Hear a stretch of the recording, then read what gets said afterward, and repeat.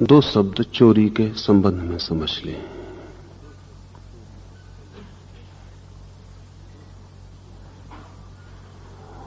चोरी एक कला है।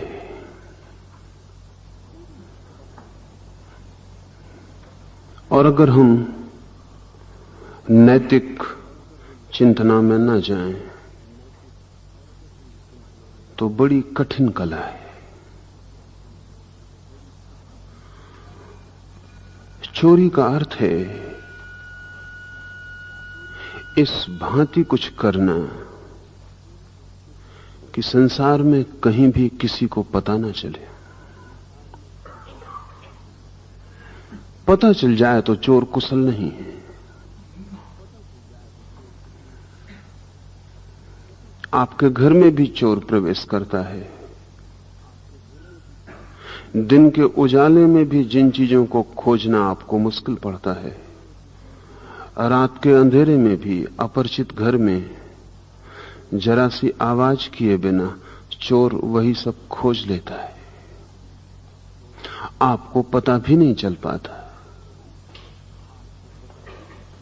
अगर चोर अपने चिन्ह पीछे छोड़ जाए तो उसका अर्थ हुआ कि चोर अभी कुशल नहीं, अभी सीखता ही होगा, अभी चोर नहीं हो पाया है।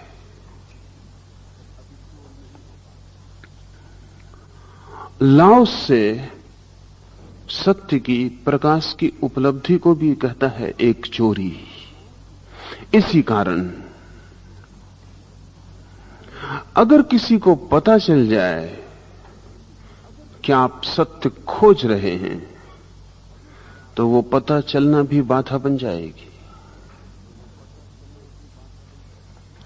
जीसस ने कहा है कि तुम्हारा दायां हाथ क्या करता है तुम्हारे बाएं हाथ को पता ना चले।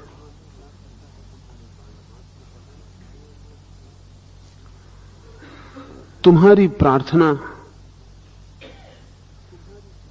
इतनी मौन हो कि सिवाय परमात्मा के और किसी को सुनाई ना पड़े। लेकिन हमारी प्रार्थनाएं परमात्मा को सुनाई पड़ती हो या ना पड़ती हो, लेकिन पास पड़ोस मोहल्ले में सभी को सुनाई पड़ जाती। शायद परमात्मा से हमें इतना प्रयोजन भी नहीं है पड़ोसी सुन लें, ये ज्यादा जरूरी है, तात्कालिक उपयोगी। तो आदमी धर्म ऐसे करता है डुंडी पीट कर। बड़े मजे की बात है, अधर्म हम चोरी चोरी छिपे छिपे करते हैं और धर्म हम बड़े प्रकट होकर करते हैं। लाओस से जीसस या बुद्ध ऐसे लोग हैं, वो कहते हैं जैसे पाप को चोरी चोरी छिपे छिपे करते हो वैसे ही पुण्य को करना। बड़े उल्टे लोग हैं, वे कहते हैं पाप ही करना हो तो प्रकट होकर करना और पुण्य करना हो तो चोरी छिपे कर लेना। क्योंकि पाप अगर कोई प्रकट होकर करे तो नहीं कर पाता है। इसे थोड़ा समझ लें, पाप अगर कोई प्रकट होकर करे तो नहीं कर पाता है। पाप को छिपाना जरूरी है क्योंकि पाप अहंकार के विपरीत है। और पुण्य अगर कोई प्रकट होकर करे तो भी नहीं कर पाता है क्योंकि पुण्य प्रकट होकर अहंकार का भोजन बन जाता है। पुण्य तो चोरी छिपे ही किया जा सकता है, पाप भी चोरी छिपे ही किया जा सकता है। जो न करना हो उसे प्रकट होकर करना चाहिए और जो करना हो उसे चोरी छिपे कर लेना चाहिए। अगर पाप न करना हो तो प्रकट होकर करना, फिर पाप नहीं हो पाएगा। और अगर पुण्य न करना हो, सिर्फ धोखा देना हो करने का, तो प्रकट होकर करना, तो पुण्य न हो पाएगा। लेकिन लोग जानते हैं कि उन्हें पाप तो करना ही है, इसलिए चोरी छिपे कर लेते हैं। और लोग जानते हैं कि पुण्य का तो प्रचार भर हो जाए कि किया तो काफी है, करना किसी को भी नहीं है, इसलिए लोग पुण्य को प्रकट होकर करते हैं। लाओस से कहता है जिन्हें परमात्मा के मंदिर में प्रवेश करना है उन्हें चोर के कदमों की चाल सीखनी चाहिए। आवाज ना हो, निशान न छूटे, कहीं कोई पता भी ना हो।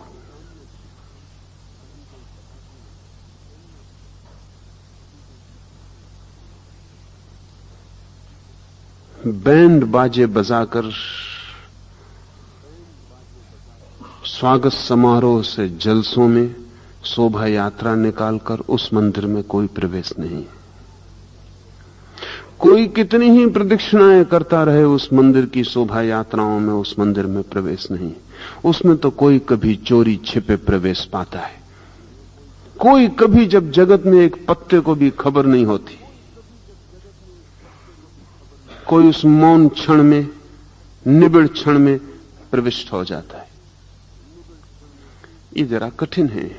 दूसरे को खबर न हो, इतना ही नहीं, उस परमात्मा के मंदिर में प्रवेश जब होता है तो खुद को भी खबर नहीं होती, इतनी भी आवाज नहीं होती। हो जाता है प्रवेश, तभी पता चलता है कि प्रवेश हो गया। अगर खुद को भी पता चल रहा हो कि प्रवेश हो रहा है तो समझना कि कल्पना चल रही है, मन धोखा दे रहा होगा। परमात्मा में डूबकर ही पता चलता है कि डूब गए। डूबते क्षण में भी पता नहीं चलता, क्योंकि उतना भी पता चल जाए तो रुकावट हो जाएगी। पता पड़ना बाधा है, क्योंकि आपका चेतन मन और आपका अहंकार खड़ा हो गया। जैसे ही पता चला, इसे थोड़ा ऐसा देखें, कोई क्षण है और आपको लग रहा है बड़े आनंदित हैं। जैसे ही चेतन हो जाते हैं आपकी आनंदित हूं, आनंद खो जाएगा। ध्यान कर रहे हैं और अचानक आपको पता चला कि ध्यान हुआ, कि आप पाएंगे ध्यान खो गया।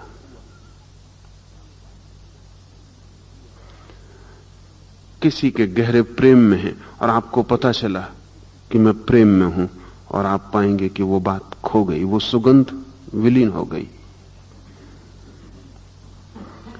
जीवन का जो गहनतम है वो चुपचाप मौन में घटित होता है। शब्द बनते ही तिरोहित हो जाता है। फिर हमारे हाथ में शब्द रह जाते हैं। परमात्मा, प्रेम, प्रार्थना, ध्यान, आनंद, शब्द रह जाते हैं। वो जो अनुभव था वो खो जाता है। लाओस से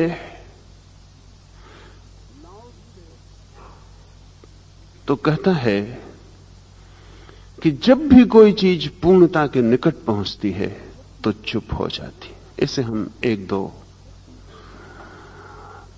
ताओइस्ट कहानियों से समझें। एक कहानी मुझे बहुत प्रीति कर रही है।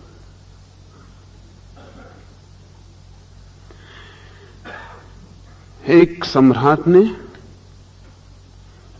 अपने दरबार के सबसे बड़े धनुर्विद को कहा कि अब तुझसे बड़ा धनुर्विद कोई भी नहीं।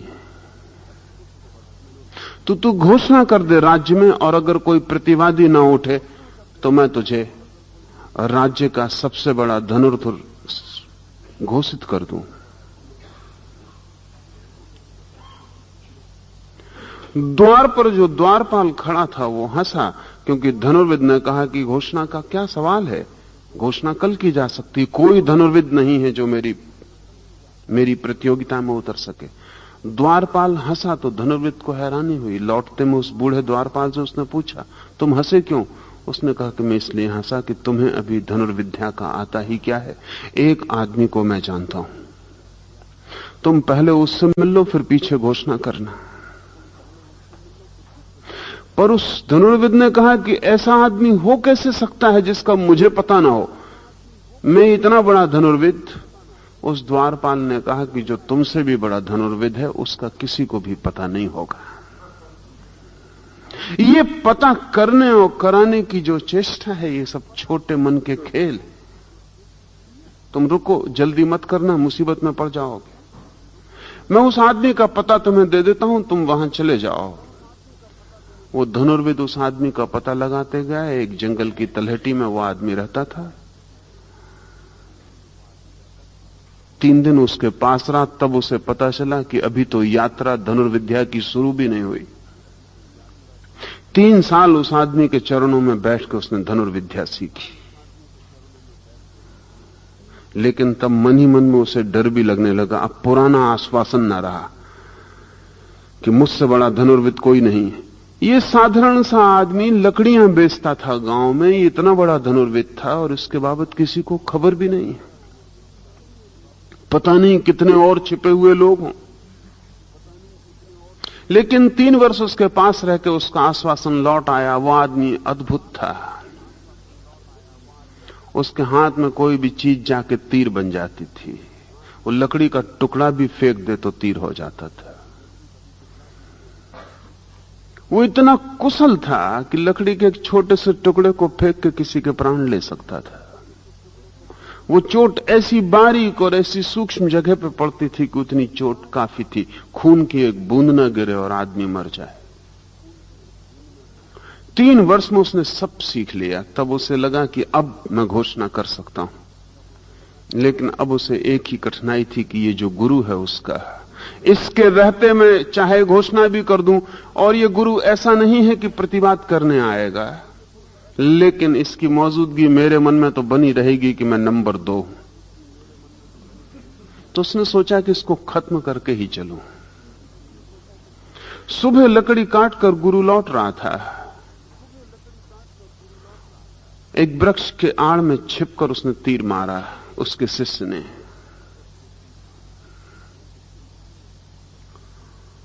गुरु तो चुपचाप लकड़ियां काट के लौट रहा था। उसके हाथ में तो कुछ था भी नहीं। तीर उसने आते देखा तो उसने लकड़ी के बंडल से एक छोटी सी लकड़ी निकाल के फेंकी।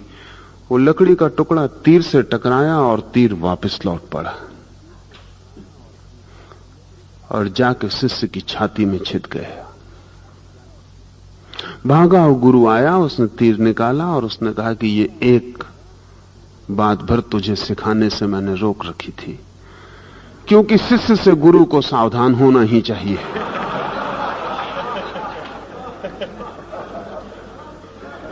क्योंकि अंतिम खतरा उसी से हो सकता है। लेकिन अब मैंने वो भी तुझे बता दिया और अब तुझे मुझे मारने की जरूरत नहीं। तू समझ कि मैं मर गया। तू अब जा सकता है। मैं एक लकड़हारा हूं और अब धनुर्विद्या मैंने छोड़ दी आज से।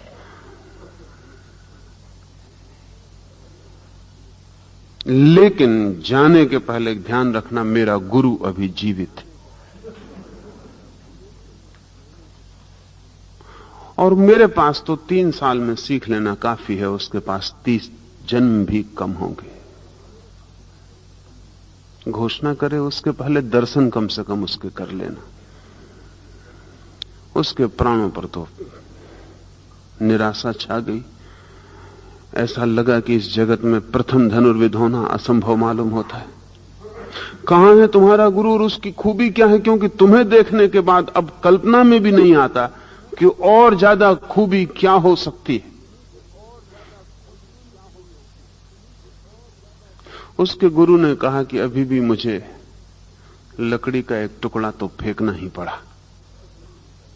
इतनी भी आवाज, इतनी भी चेष्टा, इतनी भी वस्तु का उपयोग मेरी धनुर्विद्या की कमी है।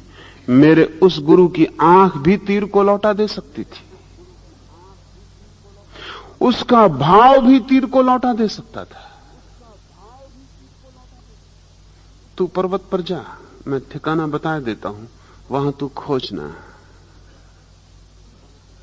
वो आदमी पर्वत की यात्रा किया। उसकी सारी महत्वाकांक्षाएं धूल धूसरित हो गई हैं। उस पर्वत पर सिवाय एक बूढ़े आदमी के कोई भी नहीं था जिसकी कमर झुक गई थी।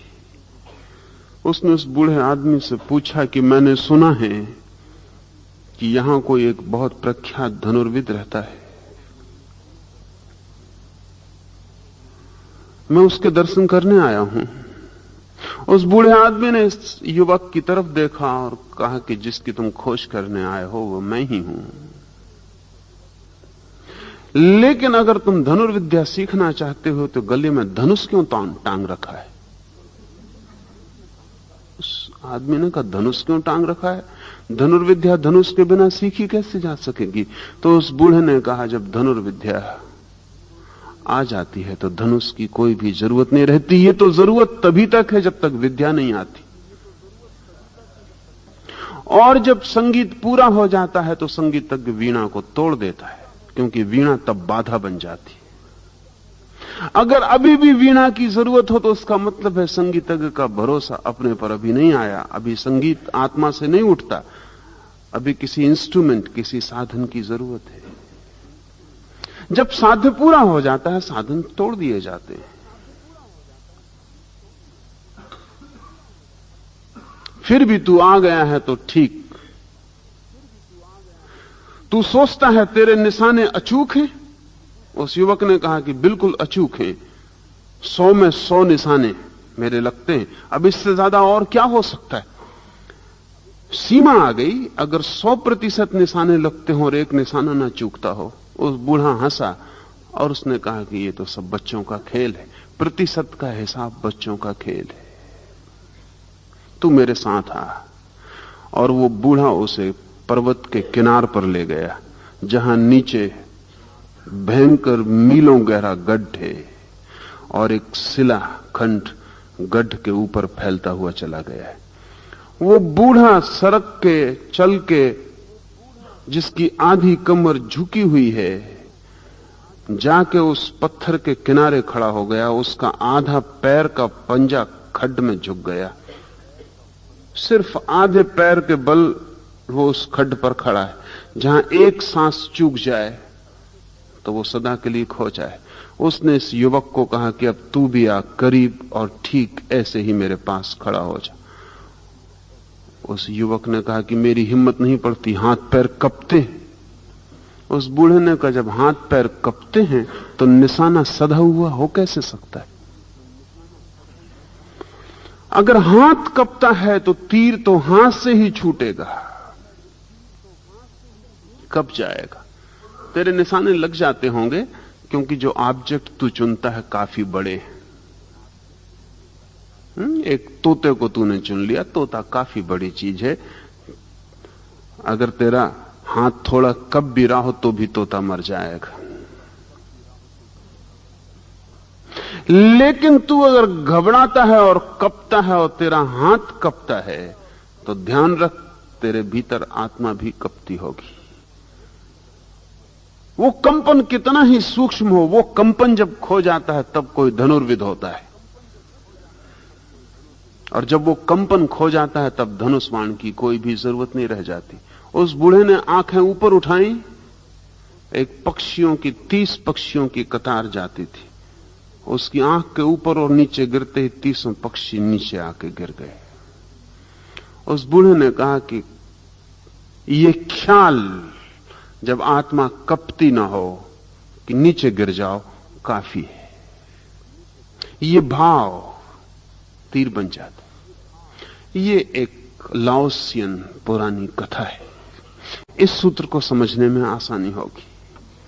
कहता है लाओस से, कुशल धावक पद चिन्ह नहीं छोड़ता है। जो दौड़ने में कुशल है अगर उसके पद चिन्ह बन जाते हो तो कुशलता की कमी है। जमीन पर हम चलते हैं तो पद चिन्ह बनते ही हैं, लेकिन पक्षी आकाश में उड़ते हैं तो कोई पद चिन्ह नहीं बनता। कुशलता जितनी गहरी होती जाती है उतनी आकाश जैसी होती जाती। कुशलता जितनी गहरी होती जाती है उतनी सूक्ष्म हो जाती है, स्थूल नहीं रह जाती। स्थूल में पद चिन्ह बनते हैं, सूक्ष्म में कोई पद चिन्ह नहीं बनते। और जितना सूक्ष्म हो जाता है अस्तित्व उतना ही पीछे कोई निशान नहीं छूट जाता। अगर आप जमीन पर दौड़ेंगे तो पद चिन्ह बनेंगे, लेकिन दौड़ने का ऐसा ढंग भी है कि दौड़ भी हो जाए और कहीं कोई पद चिन्ह भी ना छूटे।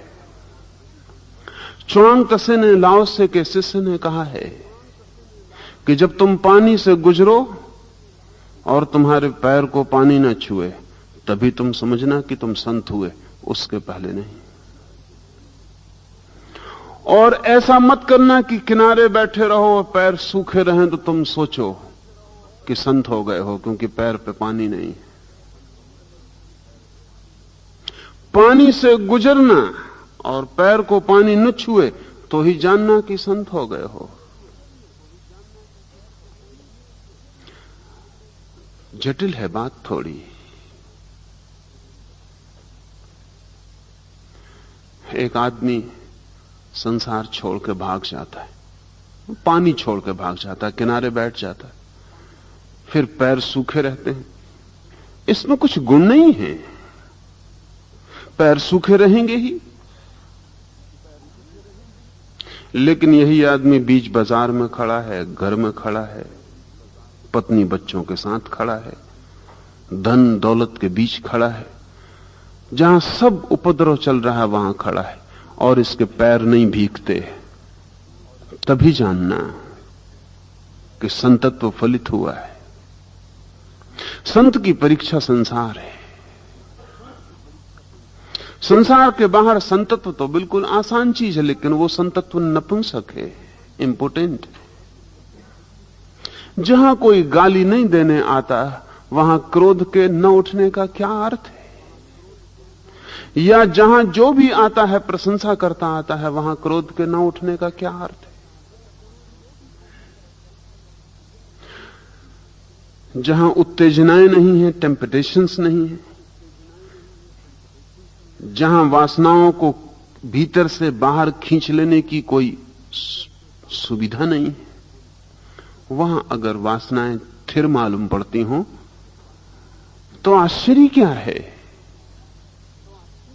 लेकिन जहां सारी सुविधाएं हों, सारी उत्तेजनाएं हों, जहां प्रतिपल आघात पड़ता हो प्राणों पर, जहां सोई हुई वासना को खींच लेने के सब उपाय बाहर काम कर रहे हों और भीतर से कोई वासना ना आती हो, तभी जब पानी से गुजरो और पैर न छुए पानी को, पानी न छुए पैर को, तभी जानना कि संतत्व। तो पानी और पैर के बीच में जो अंतराल है वही संतत्व है। कमल का पत्ता है, वो खिला रहता पानी में, पानी की बूंद भी उस पर पड़ जाए तो भी छूती नहीं। एक अंतराल है, पत्ते और बूंद के बीच में एक फासला है। बूंद लाख उपाय करे तो भी उस अंतराल को पार नहीं कर पाती। वो अंतराल ही संतत्व है। बूंद गिर जाती है, पत्ते को पता ही नहीं चलता। बूंद आती है, चली जाती है, पत्ते को पता ही नहीं चलता। बूंद खुद बजनी हो जाती, पत्ता झुक जाता है और बूंद नीचे गिर जाती। बूंद हल्की होती है, बनी रहती है, बूंद भारी हो जाती, गिर जाती है। बूंद का अपना ही काम है, पत्ते का इससे कुछ लेना देना नहीं है। लेकिन कमल का पत्ता अगर कहे कि मैं सरोवर को छोड़ूंगा क्योंकि पानी यहां मुझे बहुत छूता है, गीला कर जाता है, तो फिर जानना कि वो पत्ता कमल का नहीं है। कमल के पत्ते को अंतर ही नहीं पड़ता वो बाहर है या भीतर, वो पानी में है या पानी के बाहर, क्योंकि पानी के भीतर होकर भी पानी के बाहर होने का उपाय उसे पता है। इसलिए बाहर भागने का कोई अर्थ नहीं है, कोई संगति नहीं है। लाओस से कहता है, एक कुशल धावक पद चिन्ह नहीं छोड़ता। इसे थोड़ा समझें। जितनी तेजी से आप दौड़ेंगे उतना ही कम स्पर्श होगा जमीन का। इसको अंतिम चरम का अवस्था पर ले जाएं। अगर तेजी आपकी बढ़ती ही चली जाए तो जमीन से स्पर्श कम होता जाएगा। जब आप धीमे चलते हैं, पैर पूरा जमीन पर बैठता है, छूता है, उठता है, फिर जमीन को छूता है। जब आप तेजी से दौड़ते हैं, जमीन को कम छूता है। अगर तेजी और बढ़ती चली जाए, अभी वैज्ञानिक ऐसी गाड़ियां, ऐसी कारें ईजाद किए हैं जो एक विशेष गति पकड़ने पर जमीन से ऊपर उठ जाएंगी, क्योंकि उतनी गति पर जमीन को छूना असंभव हो जाएगा। तो जल्दी ही जल्दी ही जैसे कि हवाई जहाज एक विशेष गति पर टेक ऑफ लेता है, एक विशेष गति को पकड़ने के बाद जमीन छोड़ देता है, ठीक वैसी ही कारें भी एक खास गति लेने के बाद जमीन से 1 फीट ऊपर उठ जाएंगी। फिर रास्तों की खराबी निष्प्रयोजन हो जाएगी, उससे कोई फर्क नहीं पड़ेगा। रास्ते कैसे भी हों, गाड़ी को कोई अंतर नहीं पड़ेगा। रास्ता ना भी हो तो भी गाड़ी को कोई अंतर नहीं पड़ेगा। 1 फीट का फासला उस गति पर बना ही रहेगा। तो सिर्फ फासला पकड़ने के लिए रन ओवर की जरूरत होगी, उतरने के लिए, लेकिन बीच की यात्रा बिना कठिनाई के, बिना रास्तों के की जा सकती। लेकिन तब कार आपके घर के सामने से निकल गई हो तो भी चिन्ह नहीं छोड़ेगी। ये उदाहरण के लिए कहता हूं। ठीक ऐसी ही अंतस चेतना में भी गतियां हैं। कुशल धावक जब चेतना में इतनी गति ले आता है तो फिर कोई चिन्ह नहीं छूटते, कोई चिन्ह नहीं छूटते। आप पर चिन्ह छूटते हैं, उसका कारण संसार नहीं है, आपकी गति बहुत कम है। एक आदमी शराब पीता है, शराब के चिन्ह छूटेंगे। स्वभावतः हम सोचते हैं शराब में खराबी है, इतना आसान मामला नहीं है। शराब की चिन्ह छूटते हैं, शराब की बेहोशी छूटती है, क्योंकि शराब की गति और इस आदमी की चेतना की गति में जो अंतर है वही कारण है। इस आदमी की चेतना की गति शराब से ज्यादा नहीं है, शराब से नीची है। शराब ओवरपावर कर लेती, आच्छादित कर लेती। तंत्र ने बहुत प्रयोग किए हैं नसों के ऊपर, और तंत्र ने चेतना की गति को बढ़ाने के अनूठे अनूठे उपाय खोजे। इसलिए किसी तांत्रिक को कितनी ही शराब पिला दो, कोई भी बेहोशी नहीं आएगी, क्योंकि चेतना की गति शराब की गति से सदा ऊपर है। शराब ऊपर जाके स्पर्श नहीं कर सकती, केवल नीचे उतर के स्पर्श कर सकती है। जब आपकी चेतना की गति धीमी होती है, शराब की तीव्र होती, तब आपको स्पर्श करती। तंत्र ने संभोग के लिए अनेक अनेक विधियां निकाली हैं, और तांत्रिक संभोग करते हुए भी काम से दूर बना रह सकता है। ये जटिल बात है,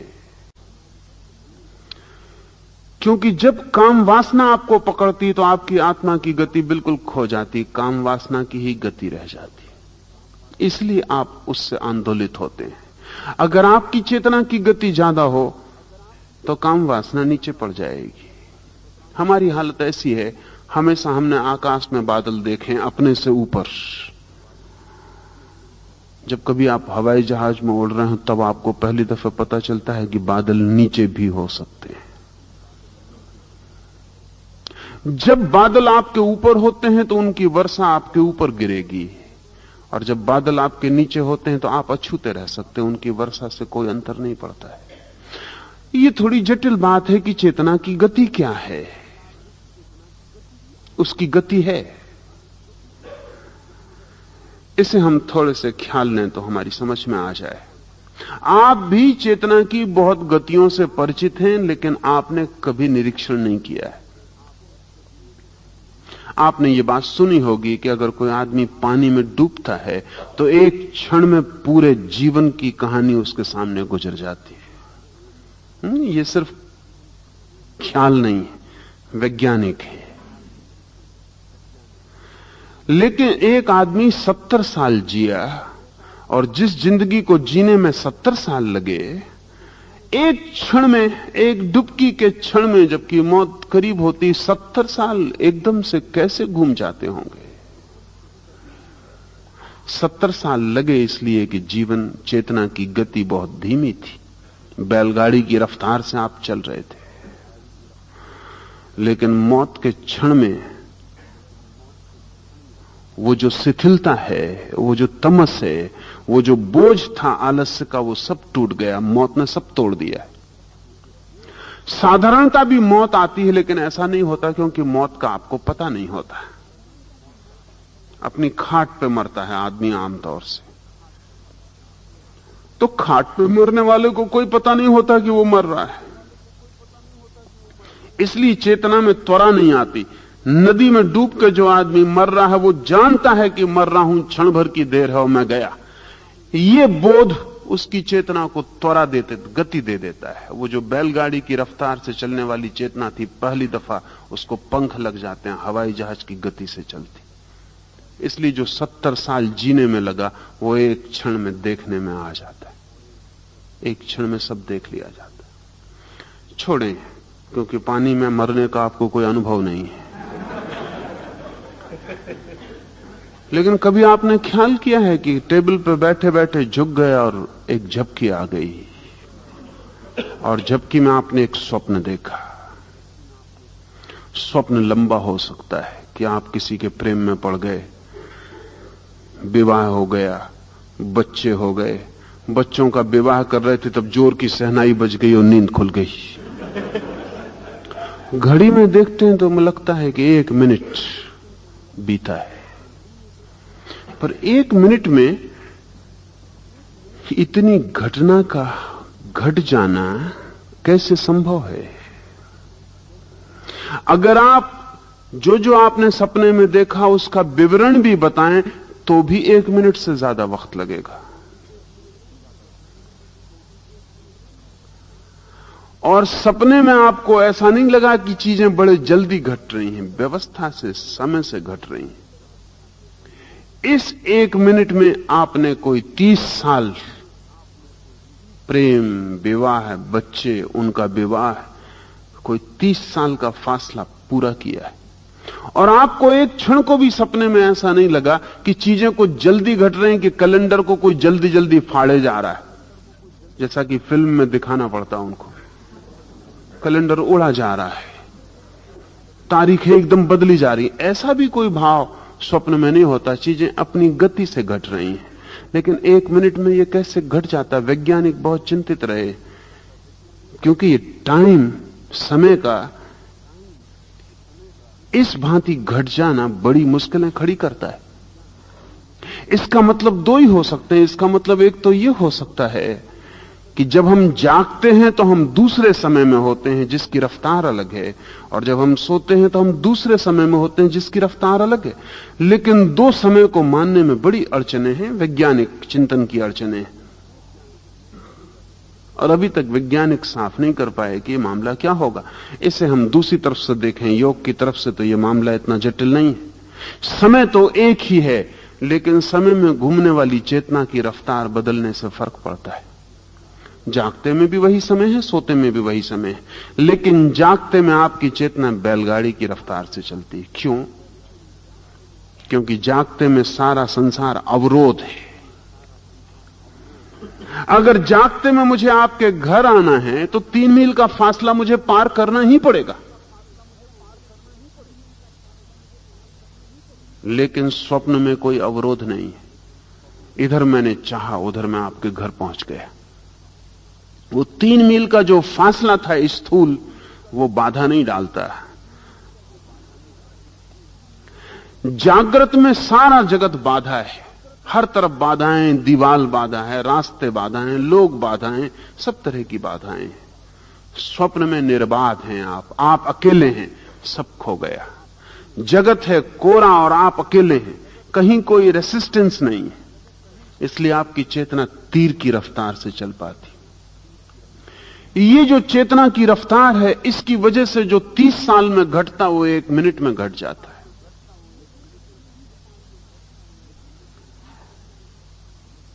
चेतना की रफ्तार के कारण बड़ी चीजें संभव हो जाती। आदमी 70 साल जीता है। कुछ पशु हैं जो 10 साल जीते हैं, कोई पशु हैं जो 5 साल जीते हैं, कुछ कीड़े पतंगे हैं जो घड़ी भर जीते हैं, कुछ और छोटे जीवाणु हैं जो क्षण भर जीते हैं, कुछ और छोटे जीवाणु हैं कि आप अपनी सांस लेते हैं और छोड़ते हैं, उतने में उनका जन्म, प्रेम, संतान, मृत्यु सब हो जाता है। लेकिन ये कैसे होता होगा? इतने छोटे अल्प काल में ये सब कैसे होता होगा? चेतना की रफ्तार का सवाल है। जितनी चेतना की रफ्तार होगी उतने कम समय की जरूरत होगी। जितनी कम चेतना की रफ्तार होगी उतने ज्यादा समय की जरूरत होगी। और चेतना की रफ्तार पर अब तक वैज्ञानिक अर्थों में कुछ नहीं हो सका, लेकिन योगियों ने बहुत कुछ किया है। लाओ त्से का यह कहना कि कुशल धावक पदचिन्ह नहीं छोड़ता, सिर्फ इसी बात को कहने का दूसरा ढंग है कि चेतना जब त्वरा में दौड़ती है, तीव्रता में दौड़ती है, जब उसकी गति तेज हो जाती है, तो उसके कोई चिन्ह आसपास नहीं छूटते। जितना धीमे सरकने वाली चेतना हो उतने चिन्ह छोड़ती है। इसका मतलब यह होगा कि जिनको हम इतिहास में पढ़ते हैं ये आमतौर से धीमे सरकने वाली चेतनाएं हैं। Genghis, Timur, Hitler, Napoleon, Stalin, बहुत धीमी सरकने वाली चेतनाएं हैं। यह भी हो सकता है, हुआ ही है, कि जो हमारे बीच बहुत प्रकाश की गति से चलने वाली चेतनाएं थीं, उनका हमें कोई पता ही नहीं है, क्योंकि उनका पता हमें नहीं हो सकता। यहां हम बैठे, मैं आपसे बोल रहा हूं तो मेरी आवाज आपको सुनाई पड़ती है, लेकिन आप ये मत सोचना कि यही एक आवाज यहां है। यहां बड़ी तेज आवाजें भी आपके पास से गुजर रही हैं, लेकिन वे इतनी तेज हैं कि आपके कान उन्हें पकड़ नहीं पाते। और जीवन के लिए जरूरी भी है कि अगर आप उनको पकड़ पाएं तो आप पागल हो जाएंगे, क्योंकि फिर उनको ऑन ऑफ करने का कोई उपाय आपके शरीर में नहीं है। यहां से अनंत आवाजें आपके पास से गुजर रही हैं, लेकिन आपका उनको कोई पता नहीं है। जब रात में आप कहते हैं कि बिल्कुल सन्नाटा है, तब आपके लिए सन्नाटा है। अस्तित्व में अनंत आवाजें, भयंकर प्रचंड आवाजें आपके पास से गुजर रही हैं। आपके कान समर्थ नहीं हैं। आपके कान की एक सीमा है, एक खास वेवलेंथ में आपके कान आवाज को पकड़ते हैं, उसके पार आपको कुछ पता नहीं। हम देखते हैं तो प्रकाश की भी एक विशेष सीमा हम देखते हैं, उसके पार बड़े बड़े प्रकाश के प्रचंड झंझावात हमारे पास से गुजर रहे हैं, वो हमें दिखाई नहीं पड़ते। अभी अभी विज्ञान को ख्याल में आना शुरू हुआ कि जो हम देखते हैं वो सब नहीं है, बहुत थोड़ा है। जो अनदेखा रह जाता है वो बहुत ज्यादा है। जो हम सुनते हैं वो सब नहीं है, जो हम सुनते हैं वो अत्यल्प है। जो अनसुना रह जाता है वो महान है। लेकिन क्यों हमारी सुनाई में नहीं आता? क्योंकि उसकी गति तीव्र है। उसकी गति इतनी तीव्र है कि हम पर उसका कोई चिन्ह नहीं छूटता। हम अछूते ही खड़े रह जाते हैं। ऐसा समझें, एक बिजली का पंखा घूम रहा है। जब वो धीमा घूमता है तब आपको 3 पखड़ियां दिखाई पड़ती हैं। जब वो और तेजी से घूमने लगता है तो आपको पखड़ियां नहीं दिखाई पड़ती। ये भी हो सकता है एक ही पखड़ी घूम रही हो, ये भी हो सकता है 2 घूम रही हो, ये भी हो सकता है 3 घूम रही हो। अब आप पखड़ी का अंदाज नहीं कर सकते। अगर वो और तेजी से घूमे तो धीरे धीरे धुंधला होता जाएगा। जितना तेज घूमेगा उतना धुंधला होता जाएगा। अगर वो इतनी तेजी से घूमे जितनी तेजी से प्रकाश की किरण चलती तो आपको दिखाई नहीं पड़ेगा। लेकिन ये तो हम समझ सकते हैं कि शायद दिखाई ना पड़े। लेकिन अगर वो इतनी तेजी से घूमे और आप अपना हाथ उसमें डाल दें तो इतनी तेजी से घूमे कि हमें दिखाई ना पड़े और हम अपना हाथ उसमें डाल दें तो क्या होगा? हाथ तो कट जाएगा, लेकिन हमें कारण बिल्कुल दिखाई नहीं पड़ेगा कि कारण क्या था कट जाने का।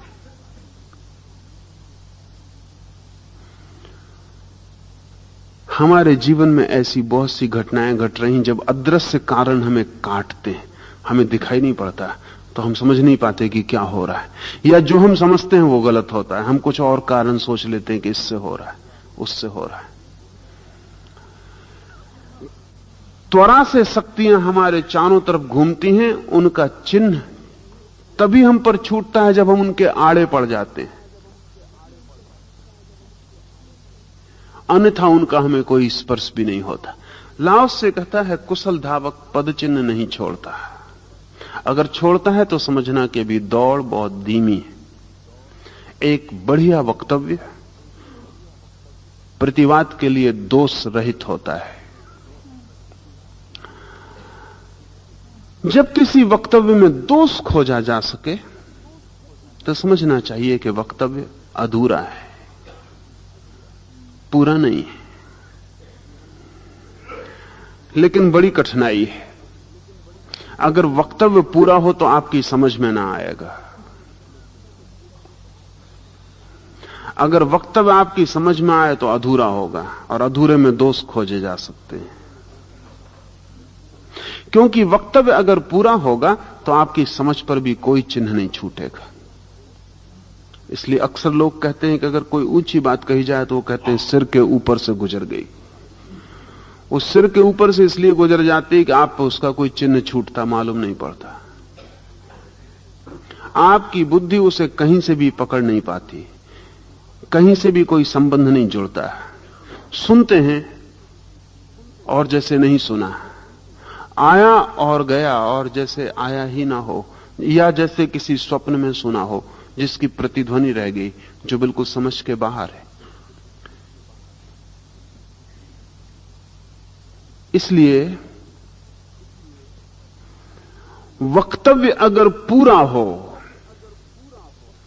तो उसमें दोष नहीं खोजा जा सकता, लेकिन वक्तव्य अगर पूरा हो तो समझना ही मुश्किल हो जाता है। जैसे महावीर के वक्तव्य बहुत कम समझे जा सके हैं, क्योंकि वक्तव्य पूरे होने के करीब करीब हैं। करीब करीब इतने हैं कि महावीर के संबंध में जो कथा है वो बड़ी मधुर है। वो ये है कि महावीर बोलते नहीं थे, चुप बैठे रहते थे, लोग सुनते थे।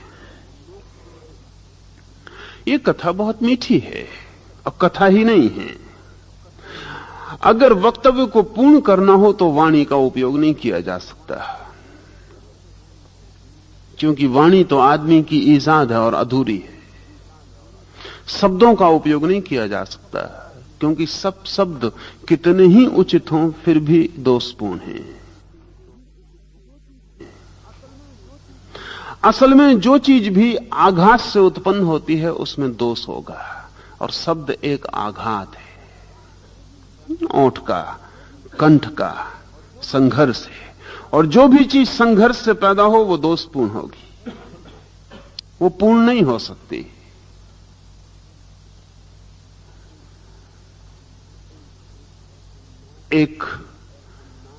एक ऐसा नाद भी है मौन का जिसे हम कहते हैं अनाहत। अनाहत का अर्थ है जो आघात से उत्पन्न ना हुआ हो, आहत ना हो, जो किसी चीज के टकराने से पैदा ना हुआ हो। जो किसी की टक्कर से पैदा होगा उसमें दोष होगा, लेकिन शब्द तो टक्कर से ही पैदा होते हैं। तो एक ऐसा स्वर भी है मौन का जो अनाहत है, जो आहत नहीं है, जो किसी चीज की चोट से पैदा नहीं होता। तो महावीर के संबंध में कहा जाता है वो चुप रहे और चुप्पी से बोले, मौन रहे और मौन से बोले। लेकिन तब बड़ी कठिनाई हो जाती, समझेगा कौन उन्हें?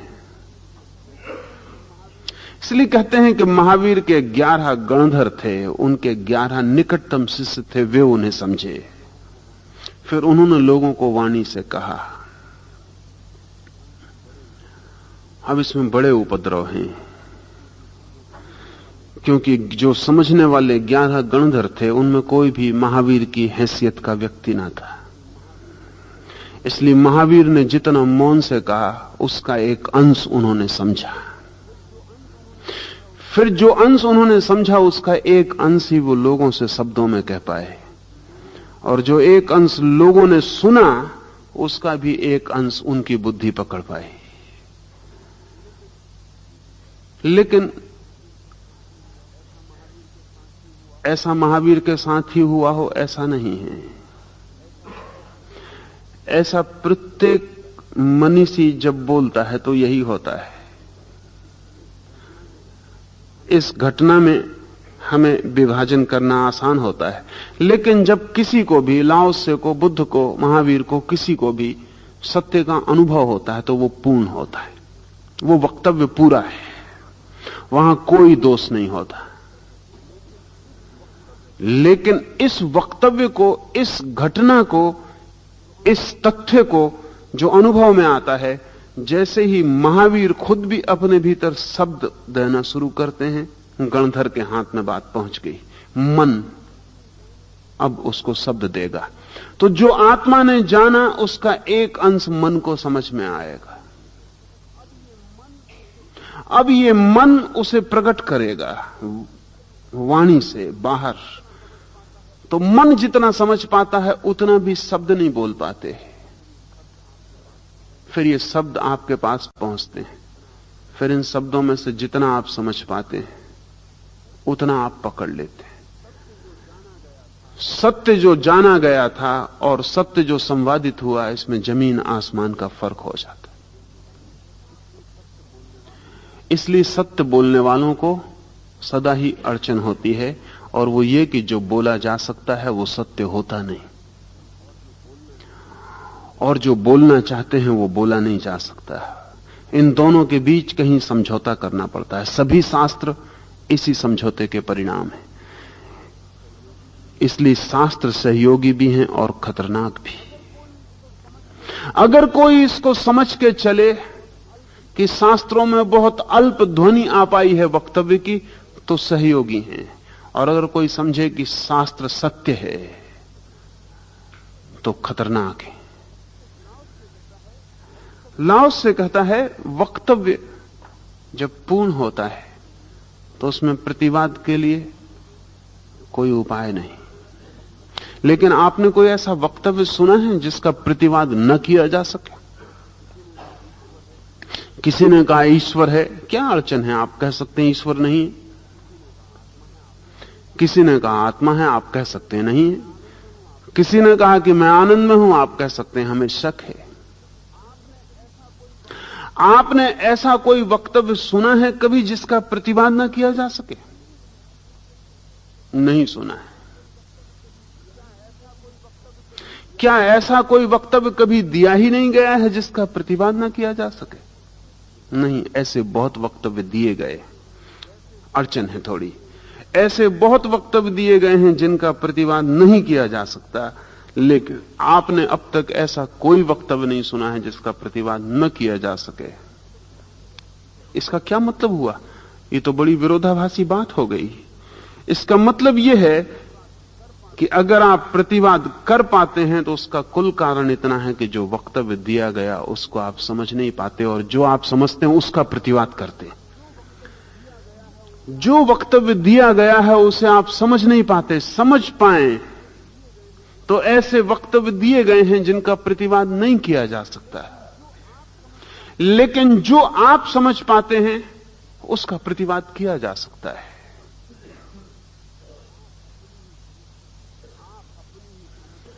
आप अपनी ही समझ का प्रतिवाद करते रह सकते हैं। लाओ से कहता है ऐसे वक्तव्य हैं जो पूर्ण है। लेकिन वक्तव्य पूर्ण कब होता है? क्या शब्दों की कुशलता से, व्याकरण की व्यवस्था से वक्तव्य पूर्ण होता है? क्या जिसमें कोई व्याकरण की भूल चूक ना हो, शब्द शास्त्र पूर्ण हो, वो वक्तव्य पूर्ण होता है? लाओ से के हिसाब से नहीं। लाओ से के हिसाब से वो वक्तव्य पूर्ण है, चाहे उसमें व्याकरण की भूलें हों, शब्द गलत हों, वो वक्तव्य पूर्ण है जो अनुभव से निश्रित होता है। दो तरह के वक्तव्य हैं, एक जो वक्तव्यों से निश्रित होते हैं और दूसरे जो अनुभवों से। आप कहते हैं ईश्वर है, ये आपके अनुभव से नहीं आता, ये किसी ने आपको कहा है, उसके वक्तव्य से आपके भीतर निर्मित होता है। ये वक्तव्यों की प्रतिध्वनि है, आपके अनुभव का निर्झर नहीं। आपके अनुभव से इसका जन्म नहीं है, सुने हुए शब्दों का संकलन है। सुना है आपने, उसे आप दोहरा देते हैं। ये स्मृति है, ज्ञान नहीं। आपके अनुभव से जब कोई वक्तव्य आता है, सीधा प्रत्यक्ष आपके भीतर से जन्मता है, तब पूर्ण होता है। और तब हो सकता है व्याकरण सहायता ना दे, तब हो सकता है भाषा टूटी फूटी हो, अक्सर होगा, क्योंकि वक्तव्य इतना बड़ा होता है कि भाषा का जो भवन है छोटा पड़ जाता है। उस वक्तव्य को भीतर ढालते हैं तो भवन खंडहर हो जाता है। वक्तव्य इतना बड़ा होता है कि सब शब्दों को तोड़ मरोड़ डालता है।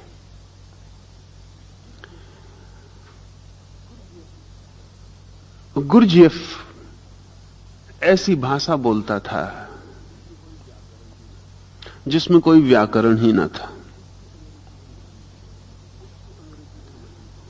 उसकी अंग्रेजी समझनी तो बड़ी मुश्किल बात थी। वे ही लोग समझ सकते थे जो वर्षों से उसे सुन रहे थे और हिसाब रखते थे कि उसका क्या मतलब होगा।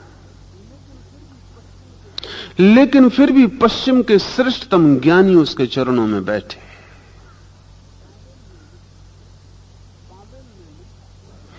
पावेल ने लिखा है, उसके शब्द सुन के ऐसी कठिनाई होती थी कि कोई हथौड़े मार रहा है, लेकिन फिर भी उसके पास जाने का मोह नहीं छूटता था। वो जो कह रहा था वो तो बिल्कुल ही अजीब था, लेकिन वो जो कहने वाला भीतर था वो खींचता था, वो पकड़ता था। उसकी पहली किताब जो उसने वर्षों लिखी और लिखवाई, इस सदी की श्रेष्ठतम किताबों में एक है, ऑल एंड एवरीथिंग। मगर इससे ज्यादा बेबूझ किताब कभी नहीं लिखी गई।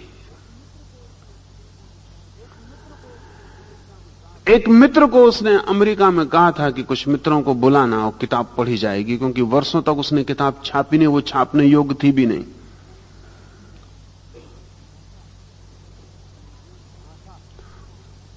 भाषा गोल गोल है और कभी कभी तो एक पूरे पृष्ठ पर एक ही वाक्य फैलता चला जाता है और पीछे लौट के दोबारा वाक्य पढ़ना पड़ता है कि इसने वाक्य के शुरू में क्या कहा था और वाक्य के बाद में क्या कहता है। फिर कोई तालमेल नहीं मालूम पड़ता और ऐसा लगता है कि वो अगर उसको एक मतलब की बात कहनी हो तो कम से कम 1000 बेमतलब की बातें पहले कहता है और फिर वो एक मतलब की बात कहता है। वर्षों तक उसके मित्र इकट्ठे होते, किताब का एक पन्ना पढ़ा जाता और फिर वो कहता कैसा लगा, कुछ समझ में ना आता। अमेरिका में किसी मित्र को उसने कहा था कि 10-5 लोगों को बुला लेना, किताब पढ़ी जाएगी। क्योंकि किताब छपी नहीं थी, बहुत लोग उत्सुक थे। तो अमेरिका का एक बहुत बड़ा बिहेवियरिस्ट, मनोवैज्ञानिक वाटसन भी उस बैठक में मौजूद था। वो बहुत विचारशील आदमी था और इस सदी के मनोविज्ञान में एक अलग परंपरा को फ्रायड से बिल्कुल अलग चलाने वाले जन्मदाताओं में से एक था। उसका मानना है कि आदमी सिर्फ एक यंत्र है, कोई आत्मा वगैरह नहीं है। और उसने बड़े गहरे काम किए इस दिशा में। वाटसन भी था, उसको तो बड़ी मुश्किल हो गई। और भी 5-7 लोग थे, लेकिन और किसी की तो हिम्मत ना पड़ी। लेकिन जो आदमी कहता है आत्मा ही नहीं है, उसकी हिम्मत तो पड़ ही सकती है। उसने खड़े होकर कहा कि महाशय गुरजेफ, या तो आप हमारे साथ कोई मजाक कर रहे हैं, ये जो पढ़ा जा रहा है ये क्या है, या तो आप जानबूझ के कोई मजाक कर रहे हैं, और या फिर हम किसी पागलखाने में बैठे। कृपा करके ये किताब बंद की जाए और कुछ बातचीत हो जिसमें कुछ अर्थ हो।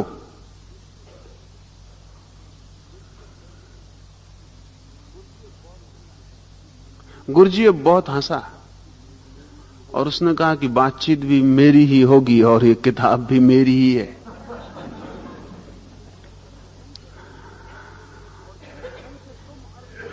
और जिस ढंग से तुम अर्थ खोजने के आदी हो, उस ढंग से मेरी बातचीत में कोई भी अर्थ नहीं है। मैं किसी ऐसी जगह से बोल रहा हूं जहां मुझे पता है कि मैं क्या बोल रहा हूं, लेकिन शब्द छोटे पड़ जाते हैं और जब मैं उनको शब्दों में रखता हूं तो मुझे लगता है सब फीका हो गया।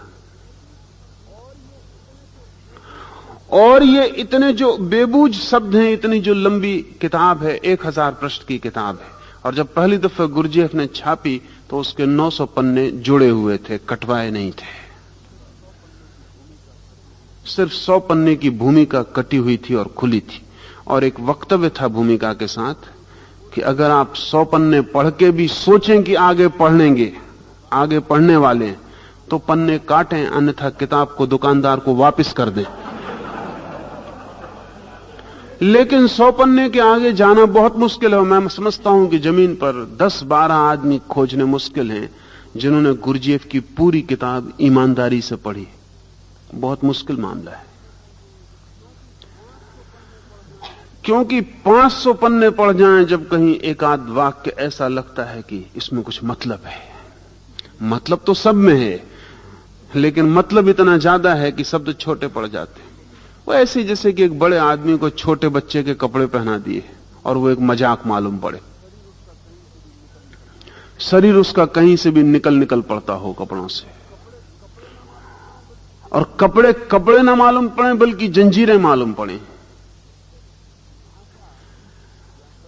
भाषा, व्याकरण वक्तव्य को पूर्ण नहीं बनाती, सुडौल बनाती है, सुरुचिपूर्ण बनाती है, स्वादिष्ट भी बनाती है, लेकिन पूर्ण नहीं बनाती। वक्तव्य तो पूर्ण होता है उस भीतर के प्रकाश से जो शब्दों की कंदील के बाहर निकलता है। अगर कंदील थोड़ी भी गंदी हो, थोड़ी भी अस्पष्ट हो, तो वो प्रकाश भी अस्पष्ट हो जाता है। लेकिन कंदील कितनी ही स्वच्छ हो तो भी वो प्रकाश पूरा प्रकट नहीं हो पाता, क्योंकि कांच कितना ही स्वच्छ और ट्रांसपेरेंट क्यों ना हो, फिर भी एक बाधा है। एक बढ़िया वक्तव्य प्रतिवाद के लिए दोष रहित होता है। एक कुशल गणक को गणित्र की जरूरत नहीं रहती। एक आप जोड़ते हैं 2 और 2, तो आपको ऐसा जोड़ना नहीं पड़ता उंगलियों पर कि 1 2 3 4। एक छोटे बच्चे को जोड़ना पड़ता है। छोटे बच्चे की उंगलियां जोर से पकड़ लो, वो जोड़ ना पाएंगे, क्योंकि जब तक उंगलियों को गति ना मिले उनको कठिनाई हो जाएगी। आदिम कौमें हैं जिनके पास 10 से ज्यादा की संख्या नहीं है। 10 के बाद उनको फिर 1 2 से शुरू करना पड़ता है, और अगर 100-200 की संख्या में कोई चीज पड़ी हो तो फिर वो संख्या गिनते ही नहीं, फिर वो कहते हैं ढेर, असंख्य, फिर उसमें कोई संख्या नहीं रह जाती, क्योंकि गिनने का जो गणित है उनका वो उंगलियां हैं। ऐसे तो हमारा सारा गणित ही उंगलियों पर ही खड़ा है, इसलिए हमारे 10 के आंकड़े बुनियाद में हैं, क्योंकि 10 उंगलियां हैं आदमी को, और कोई कारण नहीं है। 10 डिजिट 1 से लेकर 10 तक, और फिर इसके बाद 11 पुनरुक्ति है, फिर 21 पुनरुक्ति है। असल में आदमी पहले उंगलियों पे गिनता रहा है, तो 10 तक तो गिन लेता था, फिर से शुरू करना पड़ेगा। 1 से 11 भी फिर से शुरू करना है, 21 फिर से शुरू करना है।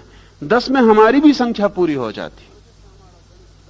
उंगलियों की वजह से हमारा गणित 10 के डिजिट और आंकड़ों पे खड़ा है।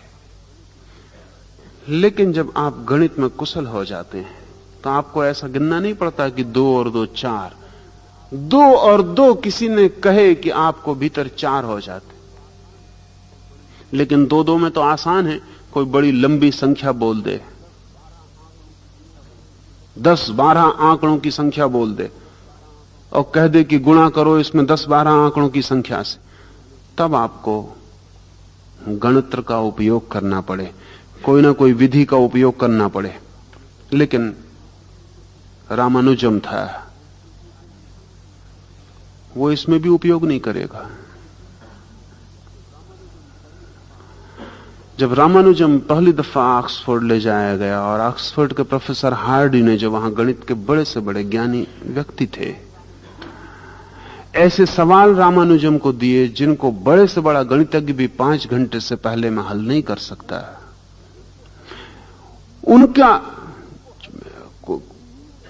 उनको हल करने की विधि ही उतना वक्त लेगी, इतने बड़े आंकड़े थे। और रामानुजम हार्डी लिख भी नहीं पाया तख्ते पर, और रामानुजन में उत्तर बोला। तो हार्डी ने कहा कि पहली दफा मुझे गणितज्ञ दिखाई पड़ा, अब तक जो थे वो सब बच्चे थे, अंगुलियों पर गिन रहे थे, अंगुलियां कितनी ही बड़ी हो जाएं। हार्डी ने कहा मैं भी बच्चा मालूम पड़ा जो कि आंकड़े गिनता है अंगुलियों पर, अंगुलियां कितनी ही बड़ी हो जाएं। रामानुजम इधर सवाल बोलें उधर उत्तर आ जाए। ये क्या हो रहा था? ये ज्यादा पढ़ा लिखा लड़का नहीं था, मैट्रिक फेल था। ये पश्चिम के गणित के लिए एक बड़ा भारी प्रश्न चिन्ह बन गया कि ये हो क्या रहा है।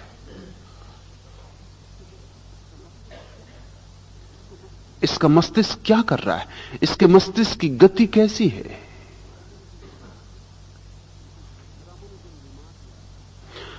रामानुजम बीमार था, टीबी से मरा। हार्डी उसे देखने आए थे हॉस्पिटल में, गाड़ी बाहर खड़ी करके भीतर आए। रामानुजम ने ऐसा बाहर देखा, गाड़ी पर जो नंबर था, रामानुजम ने कहा कि हार्डी ये नंबर सबसे कठिन नंबर है गणित के लिए।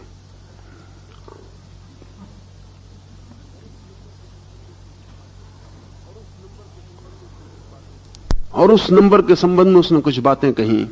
हार्डी रामानुजम के मरने के बाद 7 साल मेहनत करता रहा कि उसने जो मरते वक्त नंबर देख के कहा था वो कहां तक सही है। 7 साल में नतीजे निकाल पाया कि उसने जो कहा था वो सही है। 7 साल की लंबी मेहनत, और हार्डी कोई छोटा मोटा गणितज्ञ नहीं है, इस सदी के श्रेष्ठतम गणितज्ञों में एक है। लाओस से कहता है लेकिन अगर कुशल हो गणक, अगर गणित की प्रतिभा हो तो फिर सहारों की जरूरत नहीं पड़ती। ये सब सहारे हैं, तब क्या बिना सहारों के हल हो जाता है सवाल? हमारे लिए कठिन है क्योंकि ये बात इंट्यूटिव है। हम तो जो भी करते हैं वो बुद्धि से करते हैं, बुद्धि को सहारा चाहिए। लेकिन बुद्धि के पीछे एक प्रज्ञा भी है जो बिना सहारे के करती है। बुद्धि तो चलती है चींटी की चाल और प्रज्ञा छलांग लेती है।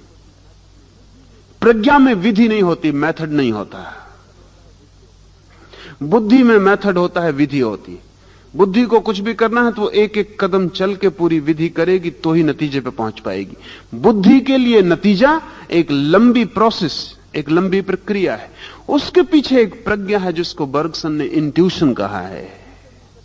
वो प्रज्ञा किसी विधि से नहीं चलती, सिर्फ छलांग लेती है। प्रथम से अंतिम पर सीधी पहुंच जाती, बीच की विधि होती ही नहीं। अब तो वैज्ञानिक भी कहते हैं कि जो श्रेष्ठतम खोजें हैं वो बुद्धि के द्वारा नहीं होती, वो प्रज्ञा के द्वारा होती। क्योंकि जिसका हमें पता ही नहीं उसकी विधि हम कर कैसे सकते हैं? विधि बाद में हो सकती है, जिसका हमें पता ही नहीं है उसकी विधि हम कर कैसे सकते हैं? इसलिए इस जगत में जो भी बड़ी से बड़ी विज्ञान की खोजें हुई हैं वो सब छलांगे हैं। मैडम क्यूरी को नोबेल प्राइज मिली एक छलांग पर। वो एक गणित हल कर रही थी जो हल नहीं होता था। वो परेशान हो गई थी, वो हताश हो गई थी और उस जगह आ गई थी जहां उसने एक दिन सांझ को कई रातें और कई दिन खराब करने के बाद सब कागज पत्तर बंद करके टेबल के भीतर डाल दिया और उसने कहा झंझट को ही छोड़ देना। रात वो सो गई। सुबह उठ के वो बहुत हैरान हुई, टेबल पर जो लेटर पैड पड़ा था उस पर उत्तर लिखा हुआ था जिसकी वो तलाश में थी। कठिनाई और बढ़ गई क्योंकि अक्षर उसी के थे।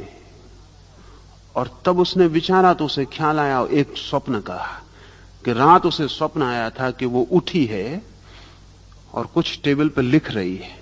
वो स्वप्न नहीं था, वो वस्तुतः उठी थी और टेबल पर लिख गई थी। विधि तो बुद्धि ने पूरी कर ली थी महीनों तक और हल नहीं आता था। ये हल कहां से आया? और यही हल उसकी नोबेल प्राइज का कारण बना। फिर बुद्धि ने प्रोसेस कर ली पीछे, जब हल हाथ में लग गया, सवाल भी हाथ में था ही, उत्तर भी हाथ लग गया, तो फिर बुद्धि ने बीच की कड़ी पूरी कर ली और वो कड़ी सही साबित हुई। इसको बर्गसन कहता है इंट्यूशन। वो कहता है इंट्यूशन एक छलांग है, चींटी की तरह नहीं, मेंढक की तरह। चींटी सरकती है और चलती है और मेंढक छलांग लेता है। बुद्धि चलती है और सरकती है, प्रज्ञा छलांग लेती है। जब लाओस से कहता है कि कुशलता पूरी, तो उसका अर्थ प्रज्ञा से होता है। आपने एक सवाल लाओस से पूछा, अगर आप बर्टन रसल से पूछेंगे तो वो सोचेगा, लाओस से सोचेगा नहीं, सिर्फ उत्तर देगा। वो एक छलांग है, उसमें कोई प्रोसेस नहीं है। अगर प्रोसेस भी करनी है तो पीछे की जा सकती है। बुद्धि के लिए प्रोसेस पहले है, प्रक्रिया, प्रज्ञा के लिए प्रक्रिया बाद में है। लेकिन ये बात बर्गसन की, लाओसे की और अनंत अनंत अंतः प्रज्ञावादियों की अब तक वैज्ञानिक नहीं हो सकी थी, क्योंकि वैज्ञानिक कहते हैं कि छलांग भी एक प्रोसेस है।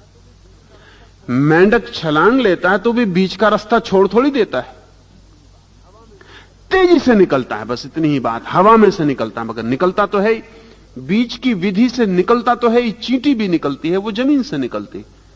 ये मेंढक कितनी ही तेजी से छलांग ले ले, लेकिन बीच के हिस्से में होता तो है, और इसके भी स्टेप्स तो हैं ही। ये विज्ञान को अड़चन थी कि प्रज्ञा भी अगर छलांग लेती है तो उसका मतलब इतना ही है कि कुछ तेजी से कोई घटना घट जाती, लेकिन घटती तो है ही, प्रक्रिया होती। लेकिन अभी नवीनतम फिजिक्स की खोजों ने विज्ञान के इस सवाल को, इस संदेह को मिटा दिया। इस सदी की जो सबसे बड़ी चमत्कारपूर्ण घटना घटी है फिजिक्स में, वो ये है कि जैसे ही हम अणु का विस्फोट करते हैं और इलेक्ट्रॉन्स पे पहुंचते हैं, तो एक बहुत अनूठी घटना घटती, जो कि संभवतः आने वाली सदी में नए विज्ञान का आधार बनेगी। वो घटना यह है कि प्रत्येक अणु के बीच में एक तो न्यूक्लियस है, एक बीच का केंद्र है, और उसके आसपास घूमते हुए इलेक्ट्रॉन है। वो जो परिधि है वो सबसे बड़ा चमत्कार है। इलेक्ट्रॉन आ नाम के स्थान पर है, फिर बा नाम के स्थान पर है, फिर सा नाम के स्थान पर है, लेकिन बीच में नहीं पाया जाता। आ और बा के बीच में होता ही नहीं। आ पर मिलता है, फिर थोड़ी दूर चल के बा पे मिलता है, फिर थोड़ी दूर चल के सा पे मिलता है, लेकिन आ, बा और सा के बीच में जो खाली जगह है वहां होते ही नहीं। तो विज्ञान कहता है वो आ से बा पर पहुंचता कैसे है, क्योंकि बीच में होते नहीं। मेंढक तो बीच में भी होता है, आ से बा पर कूदता है, बीच में होता है।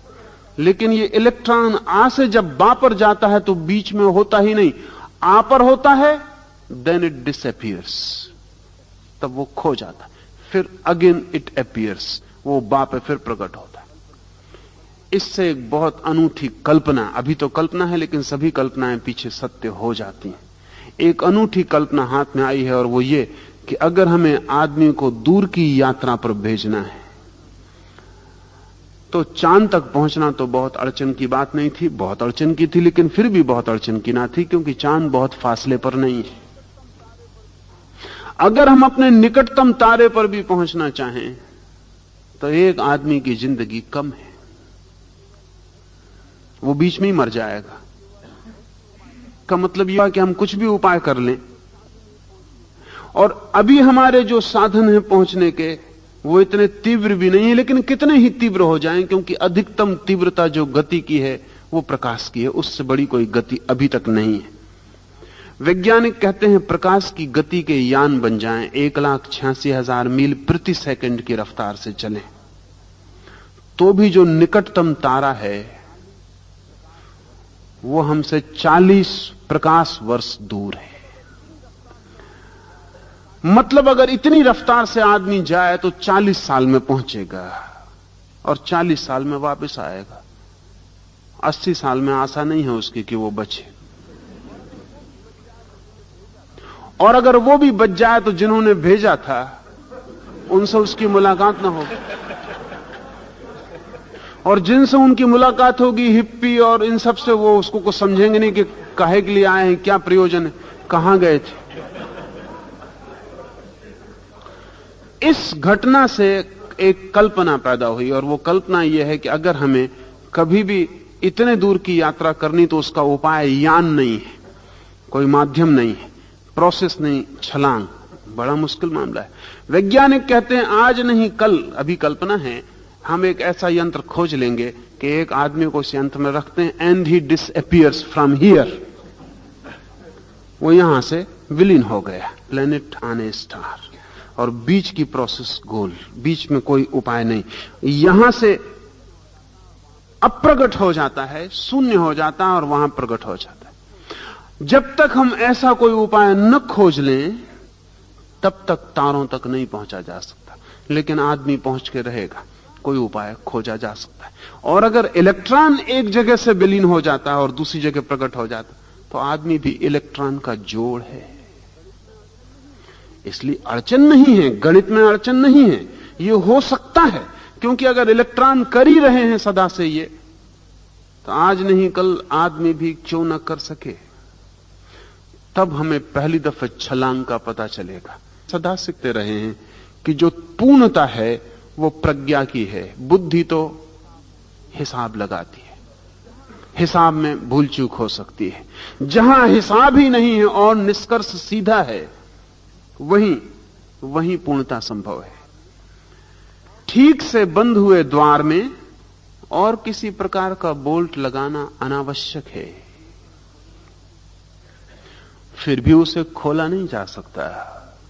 लेकिन हम जीवन में हमेशा एक के ऊपर एक ताले लगाए चले जाते।